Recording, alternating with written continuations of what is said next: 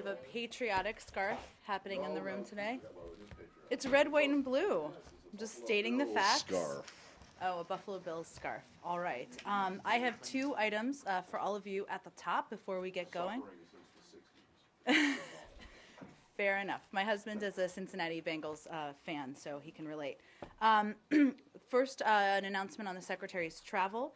He will be traveling to Paris and Kuwait City from January 11th to January 15th. In Paris, Secretary Kerry will attend a ministerial meeting of the London 11 to coordinate with key international partners on Syria in advance of the Geneva II conference. Secretary Kerry will also meet with representatives of the Arab League's Arab Peace Initiative Follow-up Committee to update them on the ongoing final status negotiations between the Israelis and the Palestinians as part of his continued engagement with our Arab League partners on the issue.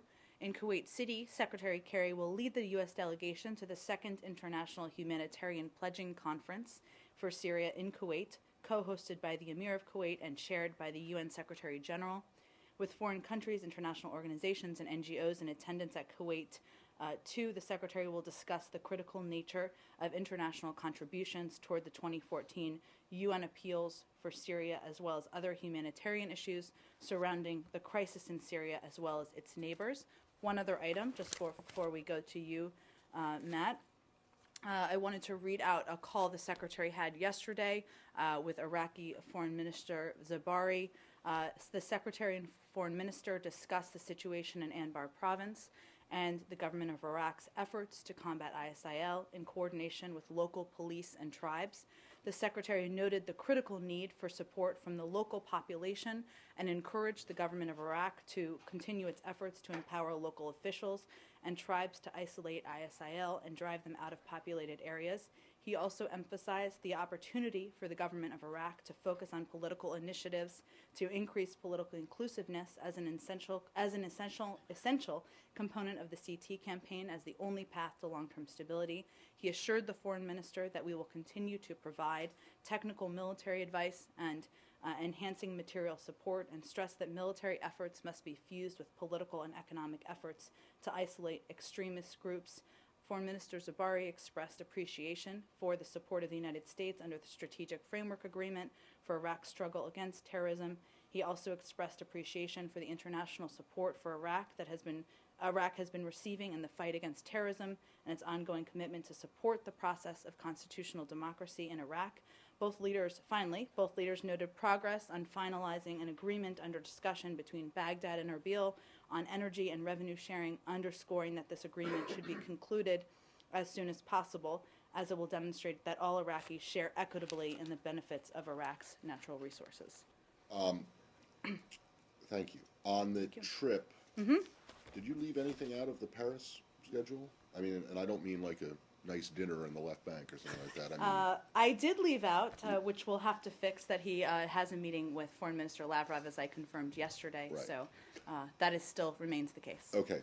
And nothing else? That Paris, is the schedule. Those three things. Correct. Follow-up committee, London 11, Lavrov. Correct. Obviously, given we have a few days, as things develop, we're happy to provide all of you Okay. updates. Wasn't he supposed to go to Israel and the Palestinian territories? There were reports of planned trips back. We had not made a decision yet on when we'll return. Presumably it will be soon, but we don't have a date scheduled yet. There are multiple reports this afternoon,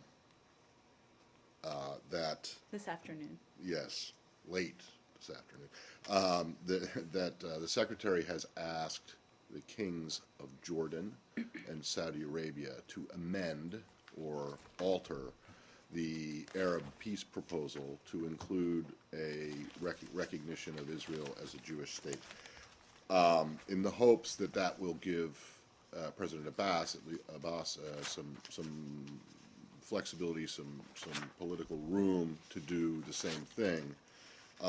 Are these reports correct? Well, let me first say, as you all know, the Secretary was in Jordan and Saudi Arabia this weekend to brief King Abdullah of Jordan and King Abdullah of Saudi Arabia on the status of the negotiations, as well as efforts to agree on a framework for moving forward. As a part of that, they discussed all of the core issues, including the asks from all sides, but it would not be accurate to say that there is an attempt to change the Arab Peace Initiative. Does that mean, and then the secretary the secretary was relatively upbeat when he about those two meetings. Did the Abdullahs express support for what the secretary was talking about? Well, as you know, both King Abdullahs have supported and historically been not only supporters but leaders in the effort to come to an agreement in the Middle East on final status negotiations. They are pivotal players on this process. You saw Foreign Minister Saud come out and make his own comments about their discussions, but I'm not going to further read out their views or thoughts beyond that. Quite apart from whether he asked them to change the peace plan, is that something the United States would like to see? Not that I'm aware of, Matt. You don't want the Arab countries to recognize Israel as a Jewish state? You're talking about, obviously there are a range of issues, as you know, that are a part of the negotiations directly between the parties that we're very involved in. In terms of whether there's an effort underway to change the Arab Peace Initiative agreement, not that I'm aware of. No. Well, quite apart from that then, would the United States like or not like to see the Arab world recognize Israel as a Jewish state? I'm not going to, you know what our position is, the United States. Obviously, this is a discussion that's a part of the negotiations. I'm not going to parse it further. So it's no longer the policy of the administration that the end game here is a solution where there are two states for two peoples? It is our position, Matt, but in terms of what would be in a framework, how it would be, what the language would be specifically, those are discussions we're having with both parties. We're briefing the Arab world on. Sorry, go ahead. No, I don't mean to interrupt. I'm not asking about the framework.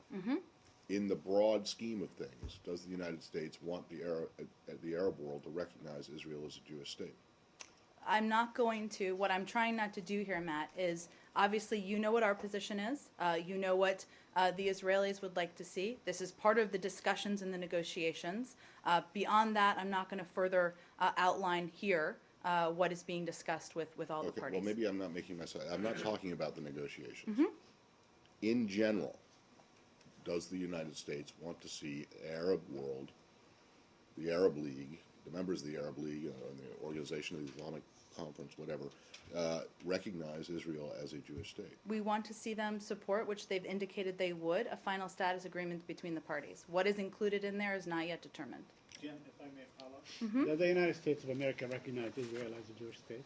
I think you know what our position is, Saeed. I'm not asking We've your talked position. about from a legal point of view. How do you recognize Saeed, Israel? I don't have anything more for you on this. Okay, let me ask you. Let me just take Matt's line of questioning just a bit further. Did you request from the Palestinians, or are you pressuring the Palestinians to recognize in the negotiations, not outside of the negotiations, in the negotiations, to recognize Israel as a Jewish state? I'm not going to discuss the private negotiations that are happening with the parties. Obviously, there are a range of reports out there. When I say all core issues are being discussed, that remains the case. You've seen both parties raise what are the most important issues to them, and you can assume they're being discussed on both sides. Okay, and now let me ask you this: seeing that Israel does not have a constitution, okay, and it has minorities who are not Jewish, how would the United States go about reconciling these two elements? If the Palestinians do recognize Israel as a Jewish state, what is to happen to the Palestinians who have Israeli citizenship? Well, given we're not there yet, it's a hypothetical at this point. As a general matter, as with any democracy around the world, we believe, of course, that minority rights need to be protected. But you're getting ahead of where we are in the process, so I'm not going to entertain the specific. But we are almost in the third trimester in the process. I mean, that is a new way of defining it. Okay. We will. So I mean, we're getting very close. How do we discuss these issues? We'll keep talking about it, but I'm not going to lay out for you the private discussions. And is that intended, from your point of view, seeing that this issue came into being only in 2003 and 2002 as a negotiating tool by the Israelis? How is that intended to sort of, next whatever chance or possibility for the Palestinian refugees to return, or for the Palestinians to give up the right to return? Is that what the intention is? Well, Saeed, as you know, right of return is part of the discussion that's being had now. I'm not going to lay out for you further the status of those discussions. And I really appreciate you indulging me just a little bit further.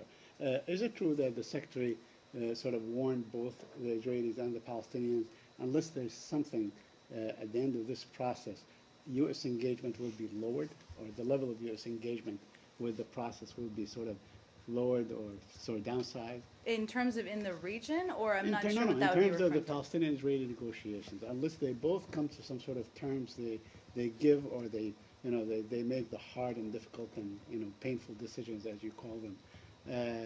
If they don't arrive at something at the end of this process, the U.S. will not be as engaged.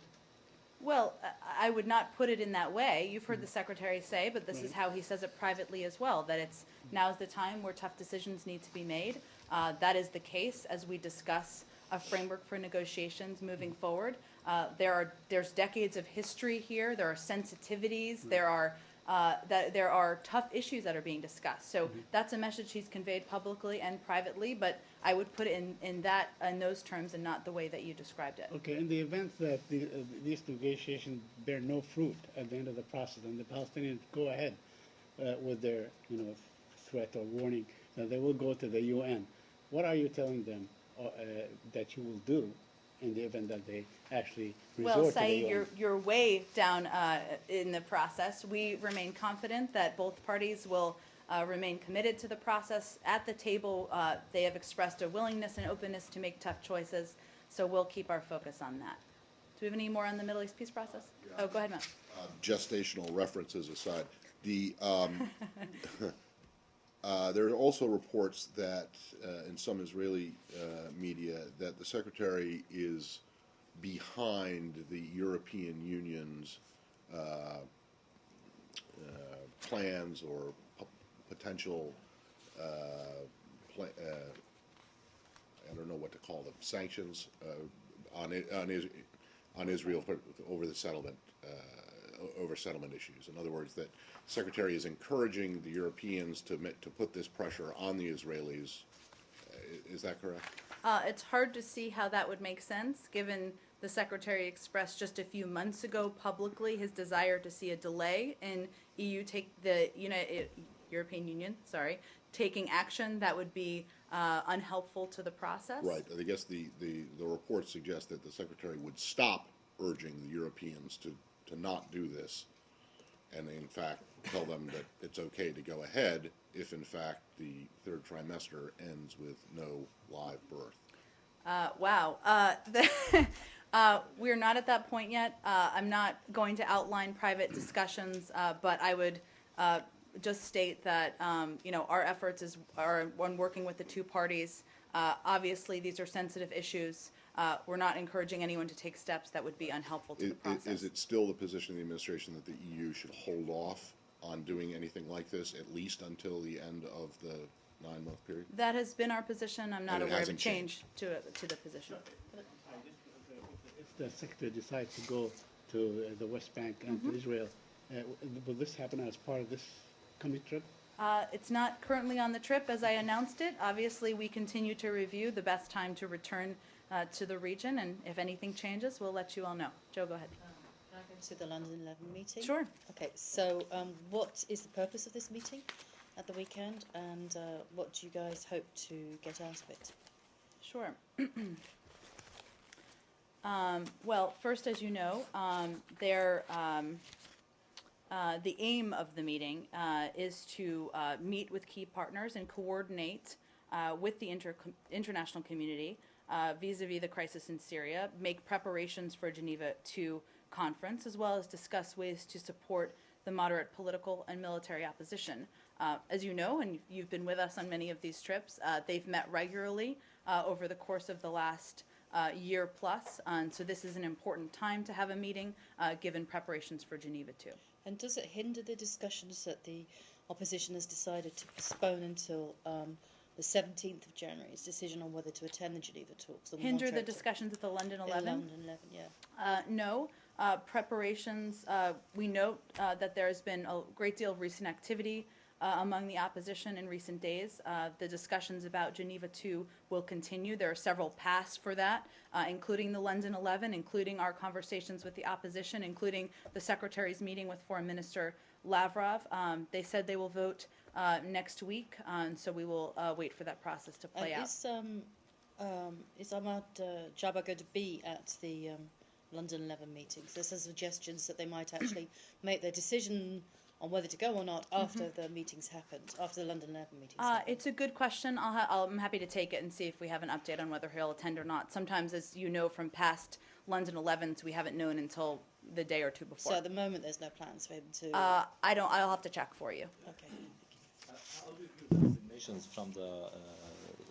from the coalition, Syrian coalition? 42 person or leaders have resigned. I think, and I talked about this a little bit broadly yesterday, in the sense that it shouldn't be surprising that there are disagreements within the opposition, that there are challenges within the opposition. Obviously, they're working through a difficult time given what's happening on the ground. We're going to let the process see itself through. As we just discussed, they've indicated they'll be voting next week on their participation in a Geneva conference, so we'll continue to work with them toward that. Can you hold a conference without the opposition there? If they vote no, that'll only be 5 days before the conference is supposed to happen. Well, obviously, they're a pivotal player in the conference, so we are continuing to work with them, encourage them to attend, as are many of our international partners around the world. Have they told you what their main problem is with going to the conference?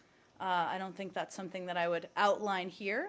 They, of course, have made their own public comments, but we continue to convey why this is the best opportunity to bring an end to the civil war and the suffering of the people in Syria. Given the many fissures within the opposition, and as Michelle noted, these resignations in the past 72 hours, is there a concern that if any members of the opposition show up, that their position would be inherently weaker than if they showed up with as broad a cross-section of the opposition as possible in Geneva? Well, we're not there yet. As you know, they just had elections. They've been meeting for days. We've been in close touch with them. A number of our partners in the region have been in close touch. We've been in touch with our partners in the region, hence the trips to Saudi Arabia and Jordan this past weekend. We are letting this process see its way through. We're not surprised that it's difficult, and we'll see where we land on the 17th. You keep saying they. Who are they? Who are they? The moderate opposition? What is that? I mean, in terms Well, as of, you know, in terms of President Jarboe was organization? just Okay. reelected. All right, so you're talking Obviously, about they the have council? to. Let me finish, Saeed. They're working to determine a representative delegation, and obviously they need to vote on their attendance. So we will see who is representing them at a Geneva conference. And is We're not there yet. Obviously, they're a pivotal part of having a successful conference, given the negotiations, and the significance of it is having the representative body from the opposition and from the regime at the table together. But how confident are you that they will attend? I mean, the invitations were issued not so long ago, but we've been talking about the date. The date's been on the table since last December. That's true. And they still haven't got a delegation together. You're They're right. talking about getting a delegation 5 days before this very important conference is supposed to happen. And if they have a delegation together and are participating, then it would be significant because it would be the first time that the opposition and the regime are there at a conference together. We're continuing our planning for it, and we're not going to get ahead of where we are in the process. But I mean, the point is, will the conference happen if the opposition doesn't have a team there? Obviously, the conference, given the purpose, is implementation of Geneva Communique, and the key part of it is participation of the regime and the opposition. It would be challenging not to have the opposition All right. there. So the meeting is off if the opposition I'm can't. not going to get ahead of where we are in the process, Matt. Obviously, we're working with them to put together a delegation. They're working on that. They haven't yet voted yet. So at Well, this I point, it's a understand that, but hypothetical. Well, yeah, but it's a hypothetical whether, what the weather is going to be as well. But I mean, True. but you plan for it. We can So, talk I mean, about the weather on January 22nd, when well, it's January 22nd. Yeah, but I mean, can there be a conference without the opposition there? That's not a hypothetical question. That is a Obviously, it's straight-up pivotal question. to have them there. That's So what we're there working cannot. toward. So it is correct that there cannot be a conference Okay, if the Saeed. opposition. Is that right? Well, Matt, the purpose of the conference is to implement So the it would be Geneva Communique. pointless to have a conference without the opposition. The purpose is to have the opposition and the regime there. So Right. obviously, that's what we're working towards. Said? or taking the lead in talks with the opposition to determine who is going to attend? Obviously, that's for the opposition to determine. I'm saying He's from been the working. American side. Let me finish. He's been working closely with them on the ground, and he's spent a great deal of time in Turkey working with them on that, and certainly has been a key player in the process. Has he made any, did he make any headway in the last couple of weeks? What is the status of his talks and negotiations?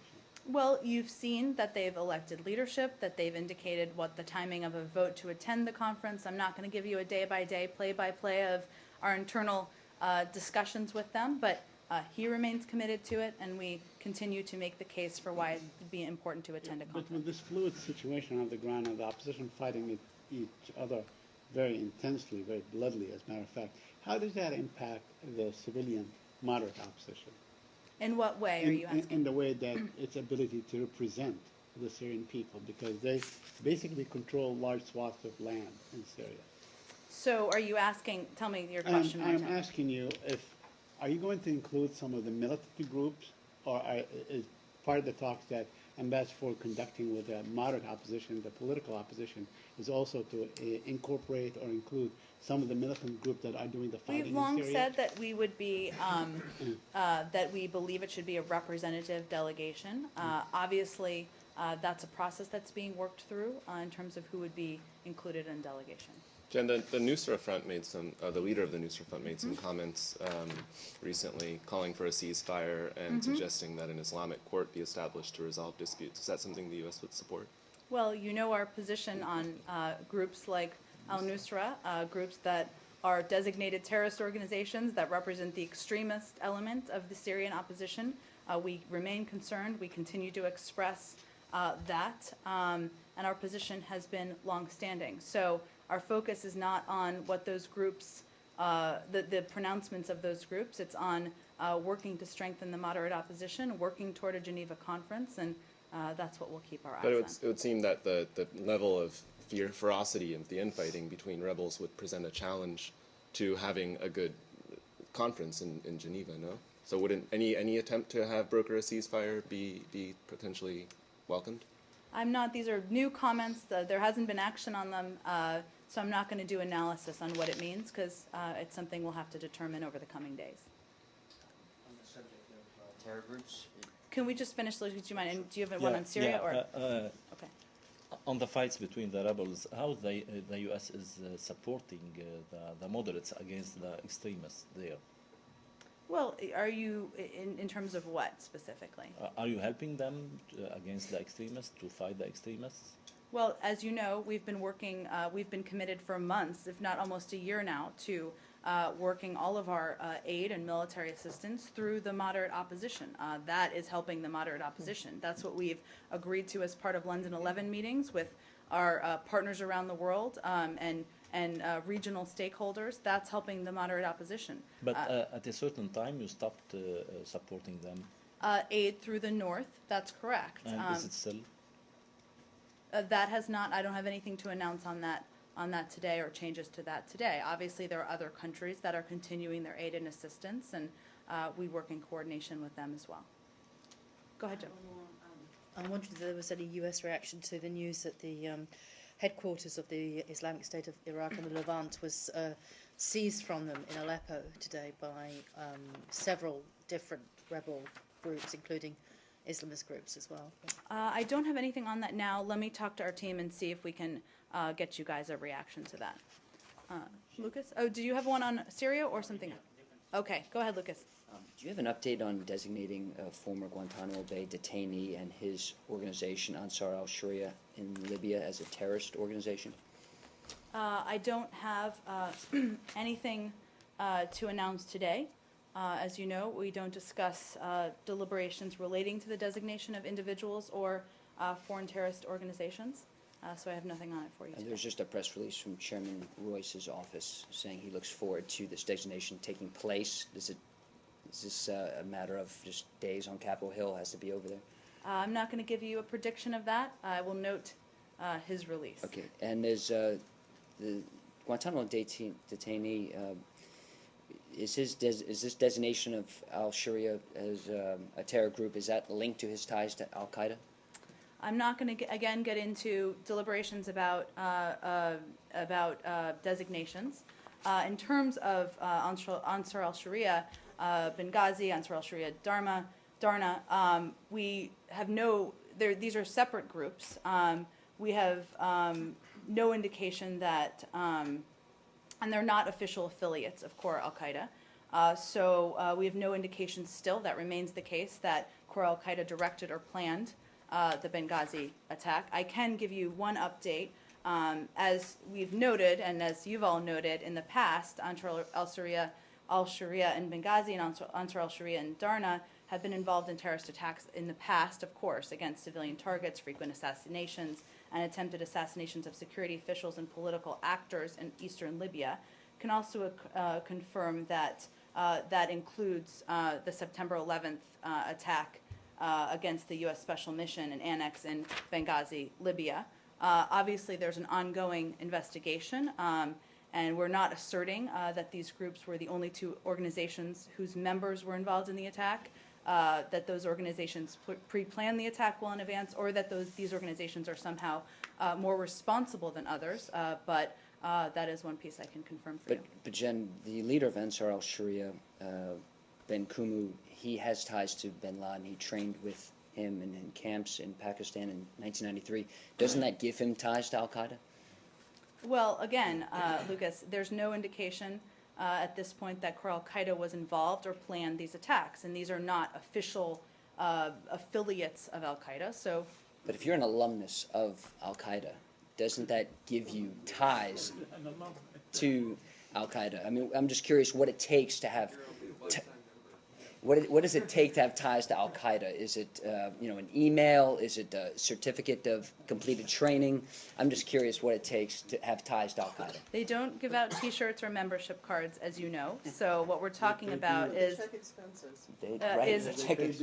is this specific case and these specific attacks and reports about this specific. But you're making a statement that there's no indication that they are official affiliates. What is an official affiliate of? I mean, who is an official affiliate of Khor al-Qaeda in the administration's view? What group is? I mean, would that be AQAM? I mean, Matt, I think AQAP?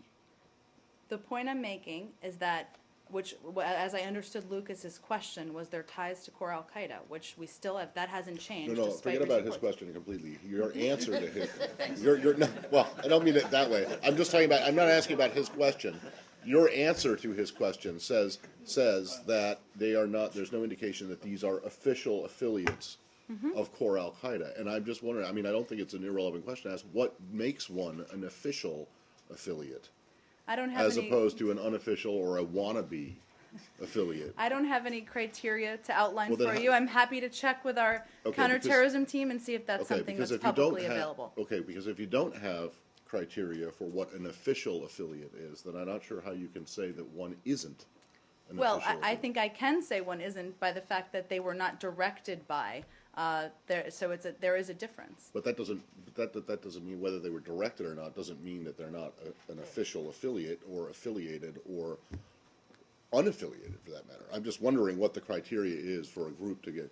If Mr. X wants to start a group and be considered an official affiliate of al-Qaeda, what, in the administration's view, does he have to do to get that status? Well, Matt, I think it's unlikely we have public criteria on such a question, but it's important to note the context of the fact that they were not directed by or affiliated with al-Qaeda, which was the point I was trying to make. Right. No, I understand that, but I mean, when you get into delineating between an official affiliate of al-Qaeda and a wannabe, or not quite ready for prime time, whatever you want to call it, then it suggests that there is some kind of criteria, and I'd be interested to know what it is.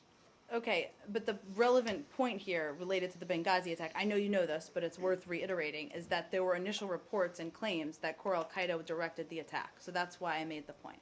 Go ahead. But isn't al-Qaeda a franchised organization? And when we talk about Khor al-Qaeda and affiliates, I guess there's more to Matt's point.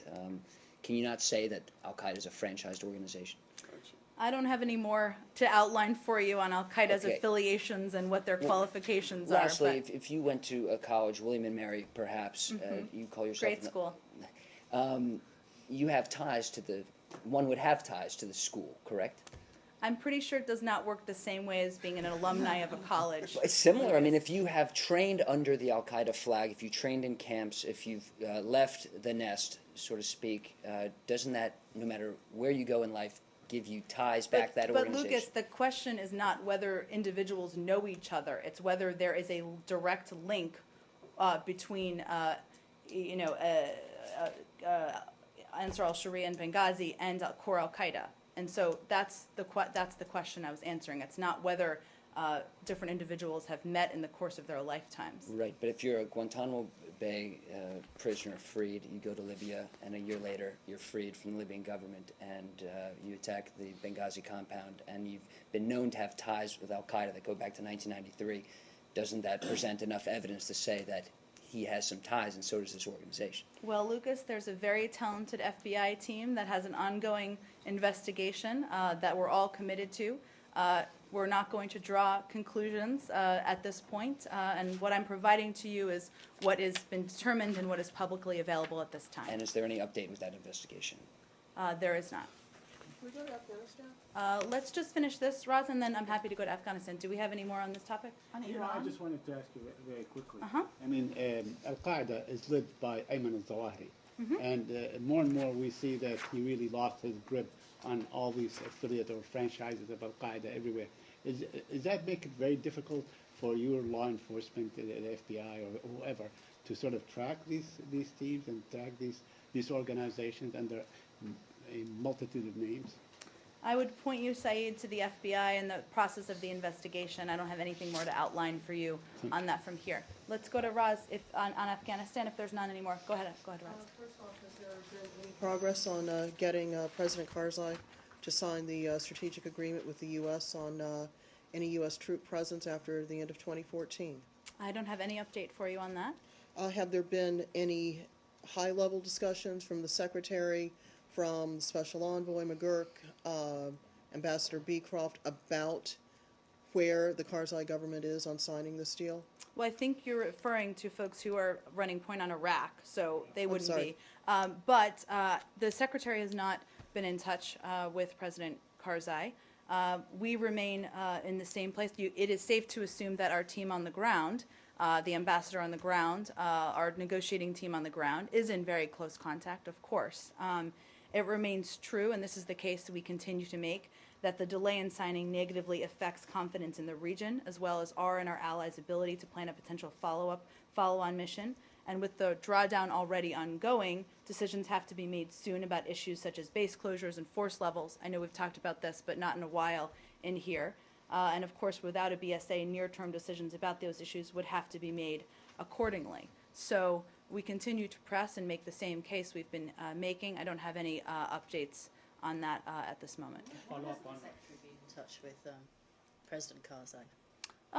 As you know, they have a long relationship, which is I'm certain why you're asking. And obviously, if we felt it would be productive for him to have a conversation, he'd be happy to do that. But our team on the ground is in close contact and So the flip remains the side case. of that is, does the Secretary think it'd be futile at this point to try and talk to Karzai on this any further? I wouldn't jump to that conclusion, but obviously they've spoken many times. If there is a reason and a desire for him to speak to him again, I'm sure he'd be open to doing that. But it's important to note that our team on the ground is in very close contact, of course, and it's conveying the message on behalf of the administration. So the Secretary hasn't abandoned hope of getting President Karzai to sign this before the April elections? Absolutely not. As you know, the Secretary is always hopeful and continues to, and we continue to make the case why this is important to do between. It just seems before strange that because timeline. before Christmas, you know, the President, Secretary was calling President Karzai on I think there was one occasion where it was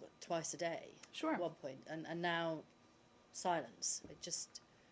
Is that supposed to send a message to President Karzai? I wouldn't do too much analysis of it. Obviously, calls and contact at that level are important at certain times, and we make a decision about what the level of contact should be and what would be most productive to move things forward. Has the administration reached a decision, at least privately, on when they have to start a drawdown absent an SFA?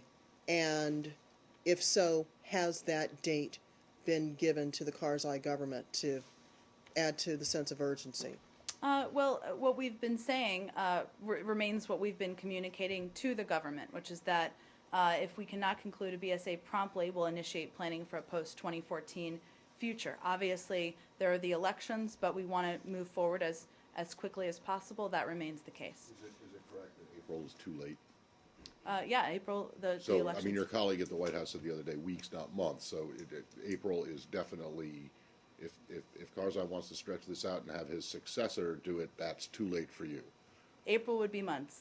Right. Yes. So does that mean that that means then necessarily, I think, correct me if I'm wrong, that planning would begin before, the zero option planning would begin before then?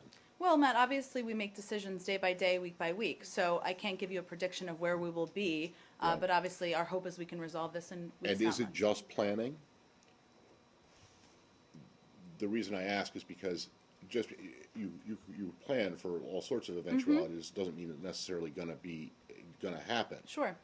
But say you do have the plans in place, it doesn't mean that you're taking off the table plans to have a residual force, correct? Just because you're planning for zero option doesn't necessarily mean that's the only option, correct? Sure, that's generally So, the case. you could draw up the plans. Karzai's successor could sign the BSA in April, and you could just rip up the zero option plans, correct? Well, I don't want to get too ahead of what's possible because I'm not an expert on military planning. Obviously, there's a strong feeling that the best step would be to conclude this in weeks, not months. That's what our focus is on. Beyond that, given planning is not underway at this point, I don't want to get into what it would mean and whether we could rip it up or what have you, because that's not a determination that's been made yet. Planning is not underway. I find that hard to believe that planning is not underway somewhere in this administration. Well, obviously, there's always contingency, but my point is that we'll have to initiate planning and obviously undergo a serious process if there's not a BSA that is signed soon. And how much is the current violence that we're seeing in Iraq going to play into that planning? In what capacity? Well, there was a zero option in Iraq. The troops were withdrawn, and now we're seeing this really serious bloodshed happening in areas like Fallujah and Ramadi, where a lot of American lives were lost during the war. And I wondered how much that is colouring, or could colour, the planning that you will have to do for Afghanistan if one of the options on the table is a zero option. Well, I think the president and the secretary and the administration has been clear that if there's no BSA, we can't have troops in Afghanistan. So that doesn't change. But beyond that that, would surely risk seeing the same kind of bloodshed in Afghanistan, although they're two different theatres of war. and we'd also refute the notion that it is because of decisions that were made that were mutually agreed to by both sides, that is what has resulted in the violence that's happening on the ground now in Iraq. So.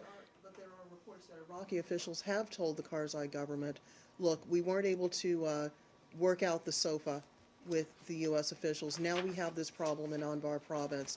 You could find yourselves with the same problem with the Taliban if you don't sign this BSA sooner rather than later. That is out there, that different circumstances but same result could happen in Afghanistan. Is this administration also sending that message to the Karzai government? I don't have anything more to convey to you in terms of our discussions with the Afghan government, and I would point you to the Iraqis and the Afghans on any reports of discussions between the two. I don't have any details on that. And what Do you have about, any more? Oh, go ahead, Russ. Because there's always been this specter of Hamid Karzai as being a hothouse flower, for lack of a better expression. I'm not familiar with that expression. It's a new one. Delicate, sensitive. That's a great word. The many reports now of the former defense secretary's characterization of the president not liking or can't standing Hamid Karzai. Is there any concern within this administration that with this BSA outstanding, that he could see these news reports and possibly get an advance copy of the book and just say, forget it, if the U.S. doesn't like me, I don't have to do business with them? I would point you certainly to my colleagues at the White House for any commentary on that. Let me just say on the book since you gave me an opportunity. Obviously, I haven't read the book. The secretary hasn't read the book. So though it hasn't been asked yet, I'm certain someone may ask it. I'm obviously not going to give analysis on it.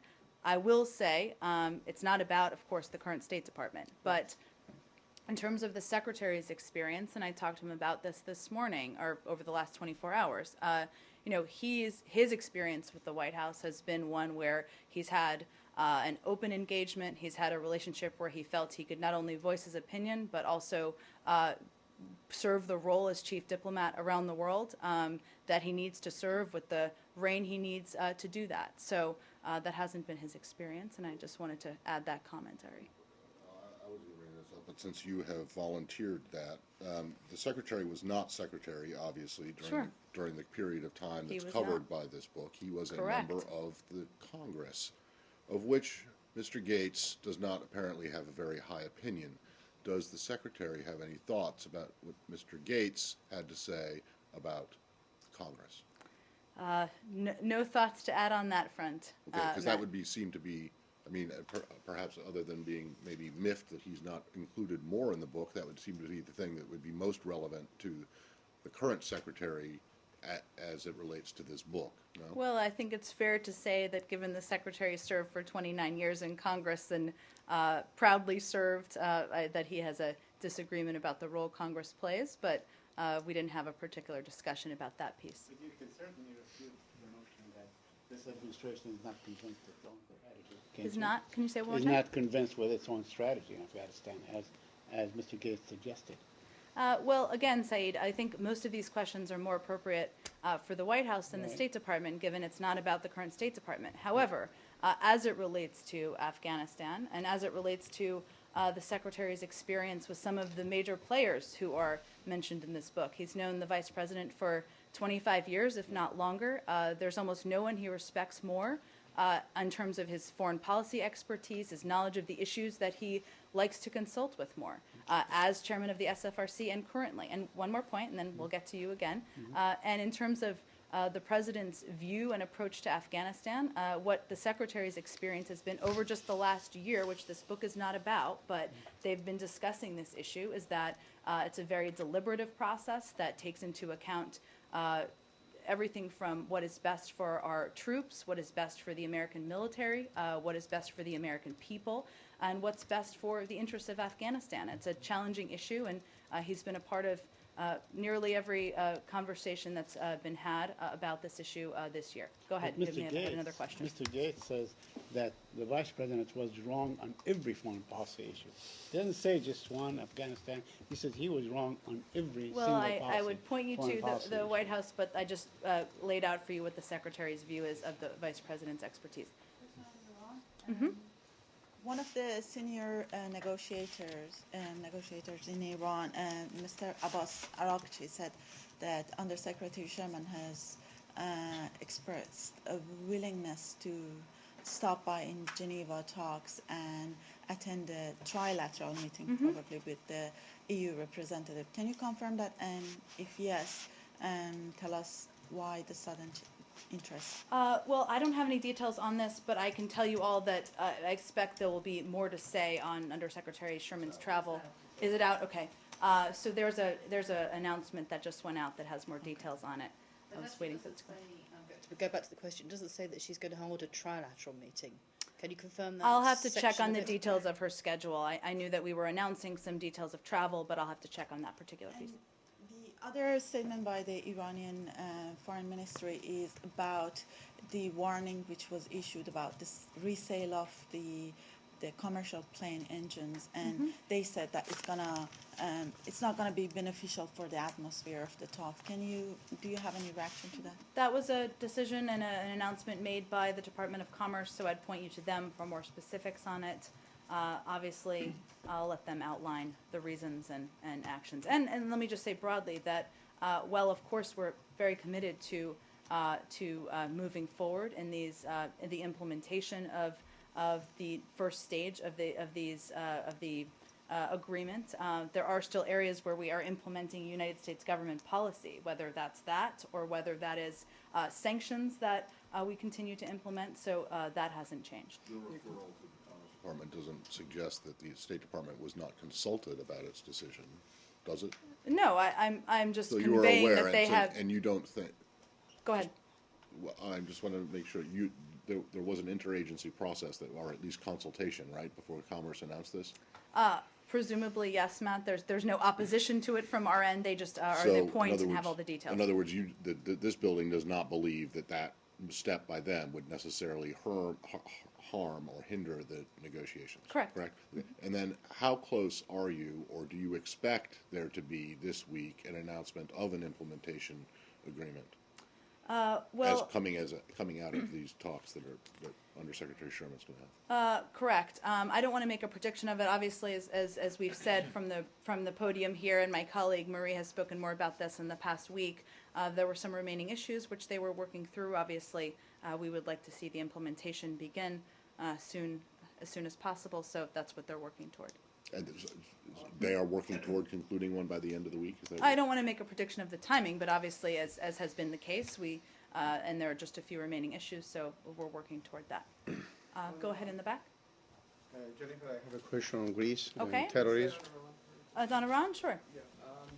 On December 19th, the White House said that the president would veto any new sanctions legislation from the Congress. Since that time, support in the Senate has doubled to 50 senators in favor, bipartisan group of senators in favor of this new sanctions legislation.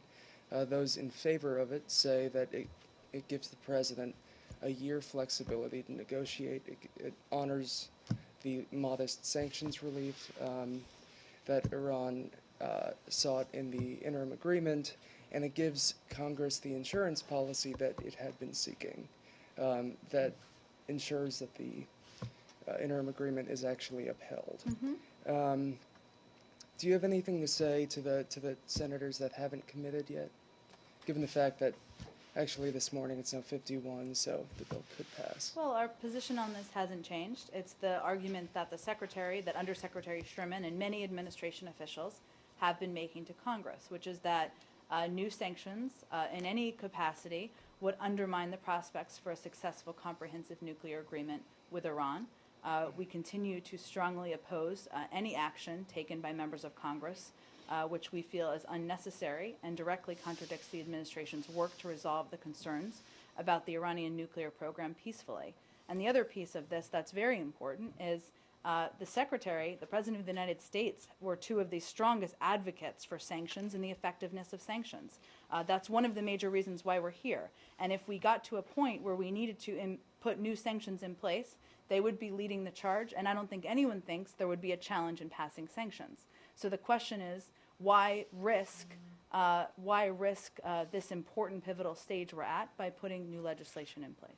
Right, and the Iranian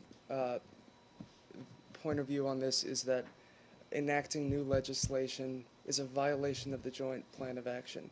Does the administration have the same perspective, that enacting new legislation is the same as imposing? And I cite that the Joint Action Plan says the U.S. administration, acting consistent with the respective roles of the President and the Congress, will refrain from imposing new nuclear-related sanctions. It doesn't say enacting, it says imposing. Are those the same? As I understand it, putting new legislation in place would violate it. Obviously, if the President were to veto it, then it's not being put in place. So, To persuade the senators to back away from this effort to pass this, and if so, in what ways? Well- Is this just from the legislative arm, or is this from the secretary on down doing personal lobbying? well, they've been doing personal outreach. The Secretary, Undersecretary Sherman, many officials in the administration have done countless briefings with the Hill as well. So that is not stepped up. That has been ongoing throughout. I don't have any recent updates on that. I can see if there's anything to report. As you know, Congress is just coming back. On the answer to the penultimate question, is that supposed to mean that the administration believes that giving the president authority to impose new sanctions is the same as imposing sanctions? No, I was saying the opposite of that, that obviously if sanctions legislation is not put in place, putting new sanctions legislation in place is the question. Yeah, implementing but it. no, but the legislation that's being discussed Mm-hmm. doesn't impose new sanctions. It gives the president authority to impose sanctions. Isn't that correct? And your line of by your line of reasoning, granting authority is the same as imposing them, and I did thus not, a I violation did not mean under to make the that agreement. point. I will check on the specifics of this legislation and see if there's anything we want to offer on that. Go ahead, Saeed. Iran, have you heard the statement by the Iranian defense minister, Hussein Dahlan, saying that we don't want a nuclear weapon, we can defend ourselves with conventional means? So you have any comment on that? I haven't seen that statement. Obviously, the concern of the United States and the international community remains efforts that have been underway for some time to develop a nuclear weapon, and that's one of our concerns and why we are where we are. Go ahead, let's go to Greece. I'm sure you heard that a well-known member of the organization on November 17th, Mr. Xiros, escaped. Actually, he didn't return to the prison. Do you have any reaction to this? I do. We are deeply concerned that convicted terrorist Christodoulos Zeros, a central member of the 17 November terrorist organization that killed 5 U.S. mission employees, is missing after a furlough from prison where he was serving 6 consecutive life sentences for murder. We are engaged with Greek officials concerning this case. We call on the Greek government to locate Zeros and return him to prison. The United States and Greece are partners in combating terrorism in all its forms, and we work closely with Greek authorities in confronting those who use violence to seek to achieve their goals. Jennifer, can you tell us, if it's possible, if this organization, November 17th, is still on the list of the terrorist organizations of the State Department? It is. Since the Greek government says that 17th of November is dead, why do you have them on the list? I don't have any more details on that for you. They were designated on October 8th, 1997, because, let's see, they were named, let me see if there's any other details here, my apologies. But again, I'm not going to get into deliberations on why groups or individuals are added or taken off from the list. Does it say anything to you about the state of the Greek justice system or the Greek government that they would allow someone who was convicted and sentenced to 6 consecutive life terms in prison a furlough in the first place? I don't have any comment for you, Matt. I would refer you to them on their policies for parole. Well, yeah, but do you have an opinion on whether this kind of thing is whether this is a good thing? Does the U.S. government believe that one could honestly expect someone who's supposed to spend the rest of his life in prison to return voluntarily to prison after being released on a furlough? Again, they have their own policies, Well, and I'm not going to comment on them. Are you aware if the United States has raised objections with the Greek government about the fact that this person who killed 5 Americans, who was convicted of killing Americans, was given a furlough despite having been convicted and sentenced to 6 consecutive life sentences? Well, we are in close contact with them, of course, about their efforts to find him, but I don't have any other details on our contact. All right. Well, could you take the question and see if it is possible to find out if the United States has has taken a position on whether this was a wise move? I'm happy to see if we have more to add on that. Can we go to North Korea briefly? Sure. I know we talked a lot about this yesterday, but today there's video and photographs of Dennis Rodman playing in the birthday celebration basketball game. Wondering if you have a comment on that, if it's something that the U.S. sees as productive, or that a leader such as Kim Jong-un should be indulged in on his birthday, given what's been going on in the country. Just that first, and I have a couple more. Obviously, there's also a statement, as I'm sure you've seen, that Kenneth Bae's family has issued that I would point people to as well. In terms of Dennis Rodman's activities or comments, I'm not going to dignify them further with analysis or commentary on them. Our focus remains on reaching out through our own channels to North Korea about our desire to see Kenneth Bae released. As you know, we have grave concerns about his health, which his family also reiterated in their statement. We have our own channels for communicating with them and receiving updates. That's where our focus remains. And let me just add, because I know somebody asked about this yesterday in terms of sports exchanges and diplomacy. This is something that we have done around the world back decades. The difference between now and what we did in China in the 1970s with ping pong diplomacy is that China was a willing partner, and that's not the scenario we have happening here. So we don't have a sports diplomacy program.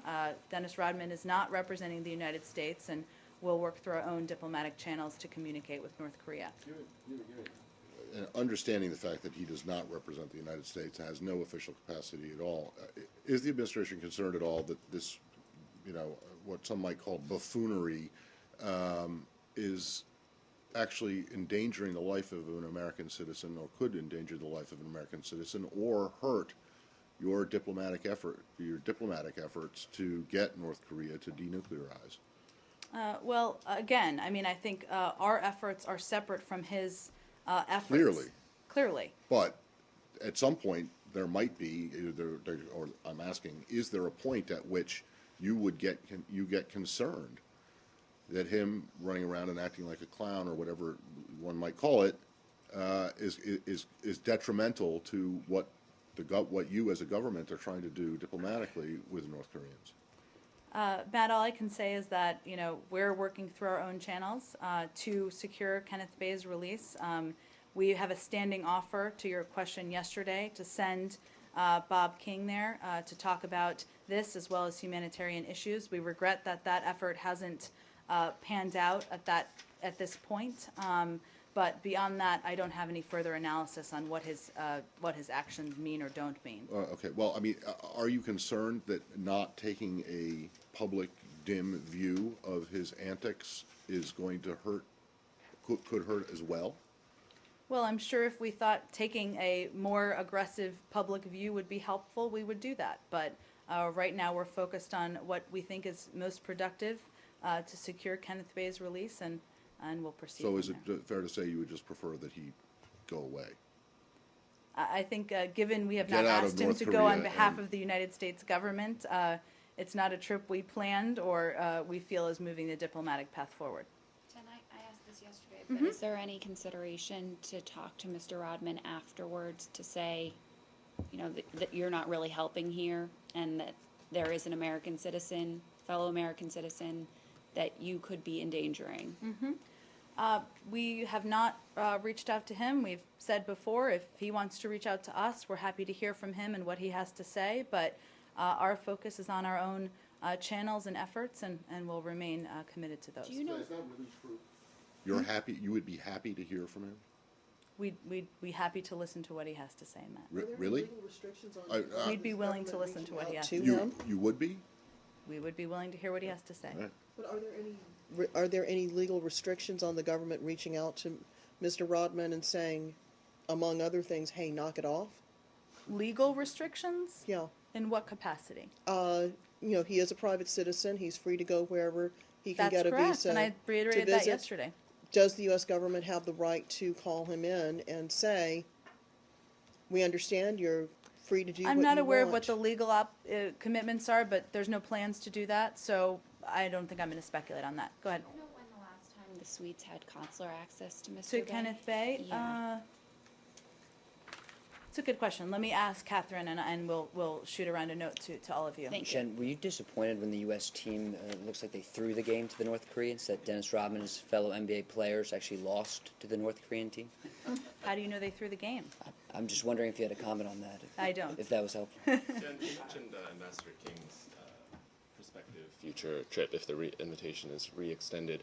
Would you, given that it was canceled at such short notice last time, would you make any extra effort to ascertain the sincerity of any prospective future invitation? Well, it remains, you're right, it was canceled last time, and it was canceled on very short notice last time. So our offer remains open. We've been very clear about what our agenda would be for a visit, and beyond that, we'll see if an offer is extended. But I mean, it was kind of like a diplomatic slap in the face, so to speak. It was, his bags were packed, he was ready to go, and just then the invitation vanished into thin air. but you would still be willing to accept any future invitation extended and Absolutely, give it the full. given the stakes and what we feel it's important to talk about, and I can assure you our diplomats are much stronger than to worry about one event like that. I have a quick one on South Korea. Okay, Do you have a readout of Secretary Kerry's meeting yesterday with Foreign Minister Yoon? I do. Secretary Kerry met yesterday in Washington with the South Korean foreign minister. They had productive discussions on a broad range of bilateral, regional, and global issues, reflecting the strength and breadth of our alliance with the Republic of Korea. They also exchanged views on recent developments in North Korea. Secretary Kerry reaffirmed the United States' strong security commitment to the Republic of Korea and emphasized that we will continue to coordinate closely in our efforts toward the denuclearization of North Korea. And you saw, I'm sure, their public statements they made after their meeting as well. Let's just do one at a time. Go ahead in the back, and then I'll go to you next. Go ahead. What is exactly the progress in terms of the nuclear issues?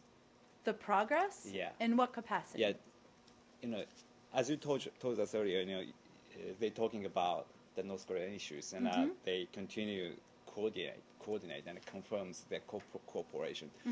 And at the same time, they called upon Pyongyang to start down the path of fulfilling its international obligation and commitment. But I don't understand what progress they had yesterday's. I wasn't announcing progress as much as an important meeting where obviously the threat from North Korea was a major topic of discussion, and coordinating on that threat, talking about steps that can be taken, the importance of working with partners in the region is something that we feel is essential, as do the South Koreans, and it was one of the reasons, of course, why they were here, but they also discussed a range of issues during their meeting. Was Prime Minister Abe's visit to Yasukuni Shrine discussed in that meeting? Well, we've both, as you know, both the United States and the South Koreans have expressed our views on that in the past. As a part of their discussion, they did discuss views on recent developments in Northeast Asia. But again, the focus of this meeting was on not just North Korea, but they even talked briefly about Middle East peace. They talked about a range of issues, and obviously it just reaffirms what a strong partner and important partner they are. Joe? Okay. Is there anything else on this? Okay, go ahead, and then we'll go to you. Oh, I promised you in the back on Egypt. Okay. I have something on the cancellation of India trip by Energy Secretary, and why is it now? Is it effect of the arrest? We placed great emphasis, as you know, on the U.S.-India energy partnership. It was an issue when the Secretary was there, and he even gave a speech talking about these issues. It's a key element of our strategic partnership. In view of these important matters, and in order to find a time to allow both sides to deliver on the important issues that we need to from both sides, we're looking for a mutually convenient time in the near future that will permit both sides to do that. So we remain committed to holding this dialogue, and we'll look for a time to hold it. So he's not going this month, which was initially scheduled for? Well, again, I don't have a prediction of when it will be, but we'll look for a time in the near future to do it. And do you have an update on the UN paperwork which you received on December 20th? I do not have an update on it. Despite your efforts to tamp this down, the Indians seem to be intent on, ratcheting this up to the point of, to a point that some people, including the Washington Post editorial board, think is just ridiculous, basically. I'm wondering if you share those thoughts that were expressed in their editorial, that India is practicing vindictive diplomacy that is not worthy of a true democracy. I would certainly not validate those thoughts. Our focus, Matt, as you know, is on moving the relationship forward on all the important issues we're focused on. As we have concerns, we'll express those privately, and publicly we'll continue to work with them on the important issues we have stakes in. Okay, well, apart from the important issues that you're continuing to work with, including energy, which you don't seem to be able to get a mutually convenient date, probably because the Indians are being resistant to it, I just wondering if you have any comment about the latest restrictions that the Indians have placed on your diplomats in Delhi and elsewhere. Sure, and one thing, let me just note, and I And- think, Lala, this would be of interest to you. Sorry, go ahead. Go ahead. That also we're welcoming an Indian delegation to the State Department tomorrow as part of the first ever International Space Exploration Forum we announced earlier today. So just important to note that we do have ongoing dialogues on a range of issues, and we will schedule the energy dialogue at the appropriate time. On your question, Matt, we of course endeavor to always be in compliance with local laws and regulations. The Indian diplomatic notes, which I believe is what you're referring to, raise highly technical and complicated issues. We're continuing our conversations with the government in response to their diplomatic communication and asks with the importance of our broad relationship in mind. We have provided interim responses where appropriate, and we continue to review and discuss all requests for action. We're working, of course, closely with the government of India on that. Indian officials suggest that what they're doing is reciprocal, that there is a question of reciprocity here in terms of what they're doing as related to what happened to their diplomat in New York. Under any sense of your understanding of diplomatic reciprocity, is what they're doing reciprocal? I don't believe this falls into the category, but obviously we're working through any requests they have and working closely with the Okay, government. well, if you don't believe it's reciprocal, at what point, or what are you waiting for before you actually come out and speak out and say to India, stop it, grow up, join the big boys club here. This isn't some, a childish game. Well, Matt, I think our view is that both sides want to move this relationship forward. Is it? How can you say that when the Indians are doing this? I mean, why? Because we've had a range of private conversations with them, and that's our belief as the United States government. So their public tantrums and their public, imposition of restrictions that, are petty at best and vindictive at worst, as the Washington Post believes, that doesn't bother you at all. Matt, as we have concerns, we'll express them privately. We continue to believe that we can maintain our strong historic relationship, and that's what our focus is. Do you believe that not canceling this space exploration meeting tomorrow is a sign of the United States taking the high road in this situation? I wouldn't qualify it that way as much as they're an important partner on space exploration, and this is a meeting we're going to have tomorrow, and we'll schedule the energy dialogue soon. Can you explain to me how India is an important partner in space exploration? Give me one example. I'm happy to of get how you it a 10-page memo on that, Matt. is. A 10-page? I would be impressed if you could get me a one-paragraph. We work with India and a range of countries, as you know, on innovation, on a range of issues. They were invited to this. They are attending tomorrow, and we're looking So it's forward not to it. just U.S.-India, it's a whole group of... There are, I believe, there are a range of countries. I think we're putting out, if we haven't already put out a media note on it. Are the other countries who are attending as noted in the field of space exploration as India is? All right, Matt. No, I mean, who else is coming? I mean, what? We have a media note on it. Mozambique? I believe. I'm not sure if it's gone out yet. If it hasn't, Central we'll make sure African it goes out. Republic? Who's leading the Indian Algeria? delegation? Because there was a note that came out yesterday, but it didn't have very many details in it at all. Actually, didn't mention India. I don't know if there's another one that's coming today. But it says ministers. So if there's ministers, which is a minister from India who's attending. I will check. I'm not sure who the delegations are, so I'll check with our team and see. And it may actually, I believe there is another media note coming that may have that level of detail in it. Oh, sorry. Go ahead. One more, and then we'll go to you. I promise. Go ahead. On Matt's question, do you think the steps that India has taken after the arrest of his diplomat, are you comfortable with those steps, especially like closing down the commercial activities of the embassy, saying that if you violate the traffic laws, normal routine process would be, you will no longer be waived off? Are you comfortable with those steps? As what I will say is that as we have concerns, we will express those privately, which is often the case with diplomatic issues. But we have been addressing their diplomatic notes as they've come up. It's important to note many of them are highly technical and complicated issues, and we'll continue to work through that process with the Indian U.S. government. is concerned with those steps that India has taken. We're addressing them as they come up. But do you believe that in the course of a normal practice of diplomacy, that their measures should be taken privately and not announced with great fanfare? Oftentimes they're done privately, and we'll conduct our business as we think it's the right way to conduct business from here. Okay, so, but you don't have, it doesn't bother you in the least that the Indians are making a big spectacle out of it? As we have concerns, we'll express them privately. It doesn't bother you that they're not doing the same thing privately, that they're doing it very publicly? As we have concerns, we will express them to the Indian government privately. On the actual particular case of the diplomat, Mhm. I believe she's waived her right to be indicted within 30 days, which would have brought us up to January the 13th, next Monday, I think. So what is the State Department involvement now in the prosecution of this case? Well, on the judicial or that piece, it's in the hands of the Southern District of New York. I believe they've made some comments about these specific reports, so I would point you to them on that. But there's no State Department involvement in sort of saying, try and hold off, we're trying to sort this out behind the scenes.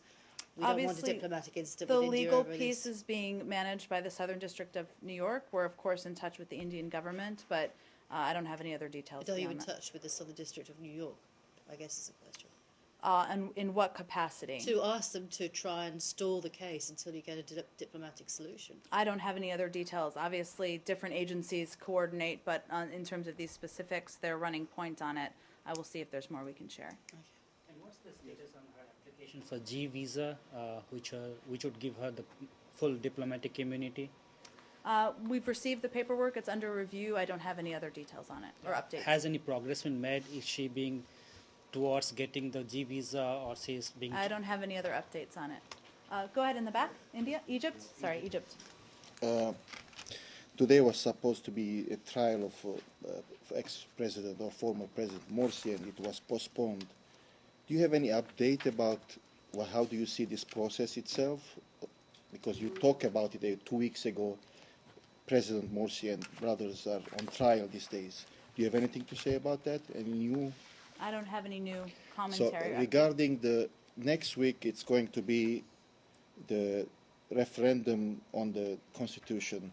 Mhm. And I assume that for the last few weeks you were discussing or assuming that this is one of the focus of Egyptian policy making.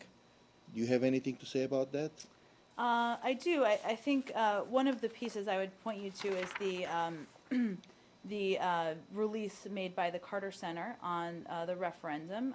We share their concerns about polarization in Egypt and urge and have continued to urge the government of Egypt to seriously consider the recommendations of the center regarding the process of the referendum, which, as you know, the process is a piece that we've been particularly vocal and engaged with, and the process and the campaign ahead of the referendum and the referendum itself are the first steps, as you know, in the roadmap. So we would point you to that. And of course, the quality of the campaign for the referendum, we also feel will affect the credibility of the outcome. And there have been recent reports around that as well. So you mainly share what Carter Center is saying, is not that you have a different point of view? On the specifics on the process, there are a number of steps that they've recommended that we have said we've supported in the past, but I would point you to particularly to the process pieces in there. So what about the? 1 moment. What are your focusing points in your discussion with the Egyptian officials these days? You know, you mentioned that in the discussion about Indian officials, other officials. What are the main issues of concern or focus points that you are? In general, broadly speaking? Yes, in general, broadly speaking, or specific in the last few Well, weeks. we of course remain committed to a long-standing relationship with Egypt and to seeing a democratic transition in Egypt succeed. Success continues to be important not only for Egyptians, but for the region and the United States. We remain deeply concerned about the current climate for freedom of assembly and expression in Egypt, including putting pressure on some human rights organizations and the continuing arrests of citizens for violating the demonstrations law and expressing views about laws. And we have expressed that. We've expressed concerns about reports that individuals were detained allegedly for campaigning for a no vote on the referendum. As I mentioned, the quality of the campaign for the referendum, in our view, will affect the credibility of the outcome, and we've emphasized both privately with the government of Egypt and publicly that the government must permit an open campaign process to allow Egyptians to choose and advocate for a yes or no vote or to abstain from voting. So we obviously have a range of issues we're communicating on, and that's just an overview. Are these part of these issues, the designation of Muslim Brothers as a terrorist organization, or something different? Well, we've expressed our view on where we stand with respect to the Muslim Brotherhood terrorist designation and demonstrations laws in the past. We're concerned by both and the atmosphere that these actions have created within Egypt. We don't feel these steps move Egypt's transition forward, and we continue to urge the government to move towards an inclusive, stable and peaceful path as they move towards a democratic transition.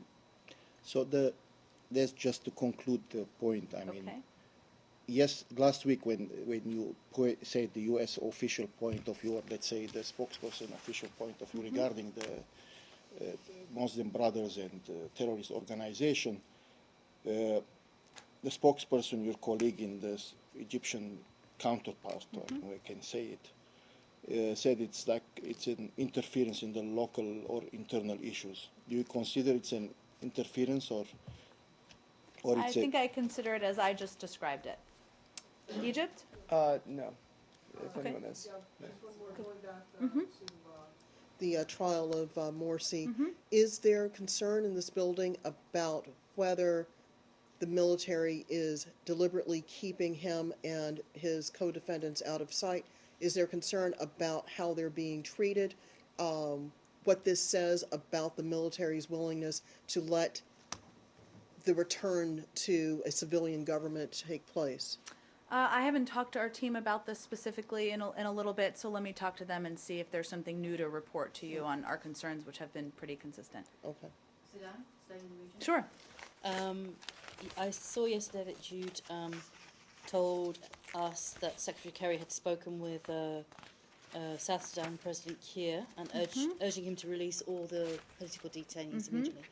Is that because you consider that their treatment is, they're being poorly held, or is it more that you believe that these guys could actually have some kind of role in the negotiations that are being held? We believe that they need to be present at the IGAD talks for discussions on political issues in order for them to be productive. So we believe they should be released immediately. Okay. On the ground, are you hearing any, whether there's any easing of that, whether they're likely to be released in the upcoming future? Well, let me give you a brief update that touches on this. Special Envoy Booth remains in Addis Ababa supporting the IGAD-led talks. Negotiating teams from both sides remain in Ethiopia. IGAD mediators were in Juba today to meet with President Kiir and visit political detainees. IGAD has presented the parties with a draft proposal on a cessation of hostilities and on the release of political detainees. The discussions have made progress on a proposed cessation of hostilities. Disagreements remain on the issue of the release of political detainees. Obviously, the discussions are continuing, but that's where things stand at this moment. So, what is the main sticking point for the release of the political detainees? Are you able to tell us that? I don't have anything beyond that in terms of what I can outline. I think it's safe to say that some are supportive of releasing them and some are not. So obviously working through the challenges with that issue is what they're focused on. And is the cessation of hostilities dependent on the release of the political detainees? Can you have one without the other? That's a good question. Obviously, as I understand, the draft proposal addresses both, so I'd have to ask for some more clarification on whether they could be separated. And what kind of progress has been made on the cessation, I can't say that word, of hostilities?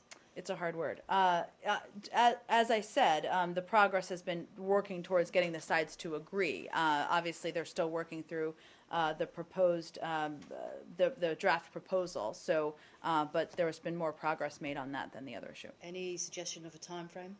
I don't have any prediction of a time frame at this point. Just to circle back around on Middle East peace, because I missed the first few minutes. You and Marie have both said that an interim agreement is not what the Secretary seeks, nor will he tolerate. He's looking for all final status issues to be addressed. Could you just describe the difference between a framework agreement and an interim agreement, other than the fact that a framework has no enforcement mechanism whatsoever? Well, there are many assumptions about both of those terms, especially interim. Interim implies, in our view, that you are stopping there. That is a legally binding update and outline for the next couple of weeks or confidence-building measures. That's typically how interim has been understood and why it's important and why we keep repeating that it is not an interim agreement.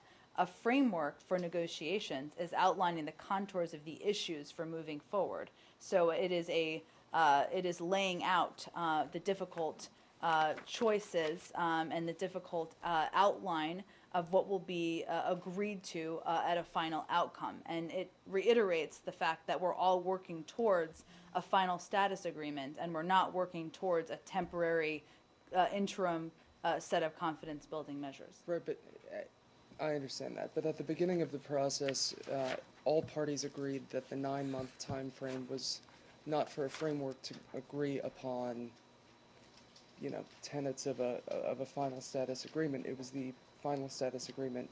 Well, we itself. weren't talking about a framework at the beginning, and obviously, as you proceed through any negotiating process, you determine what the appropriate steps are that you need to take along the way. Clearly, moving from a framework agreement to a full-blown treaty would take some time. We're not at that point yet, so we'll cross that bridge when we come to it. But by that point, the parties will know or would know where they're heading. They'll have a clear idea of the core final status issues that need to be dealt with, and we'll deal with that when we come to that point. Yeah, one more thing on this. The argument that's been made for private discussions and for folks not to speak to us and to other journalists and to outline, all of these different details that have been brought up in the discussions, the justification has been that privacy is required because it's so sensitive. Surely the day after a framework is announced, that argument doesn't apply, right? So that time between a framework where all of these policies are laid out for everyone to see, that will be dominated by debate over the tenets of the details. I would disagree with the point you're making. We have provided updates throughout the course of these negotiations. The agreement was the Secretary will be the one providing substantive updates. He's provided updates on the number of meetings they've had. He's given a number of speeches at the UN and at the Saban Forum on where things stand and what the status is. That hasn't changed. Our view is that an agreement on a framework for final status negotiations would be a significant breakthrough. We can't see a scenario where that wouldn't be public. Obviously, we would discuss that with the parties.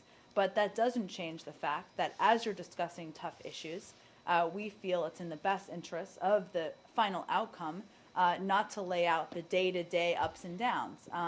And so that, I believe, will remain the case even after.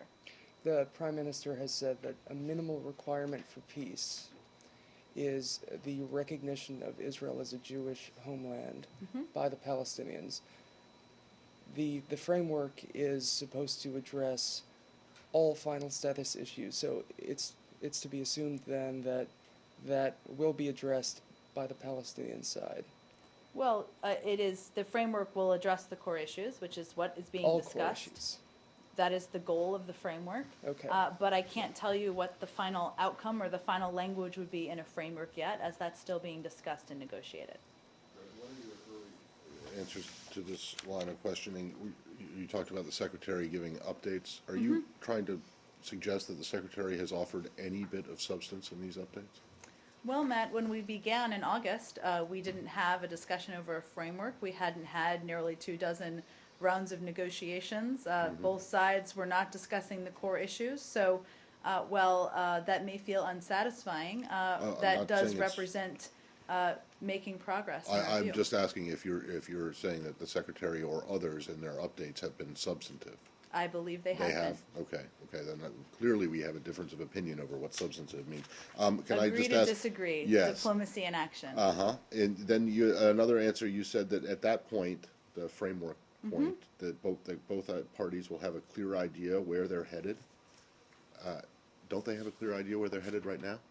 Well, I think that would be a significant step forward in laying out where we're headed moving forward. Of Really? course, Well- discussing the core issues, which we're doing now, is progress from where we were a couple of months ago. I don't understand, because you said where they're headed now, what they agreed to do was to enter into negotiations that would result eventually in a two-state solution. Is that Correct. correct? That's where they're headed. Yes.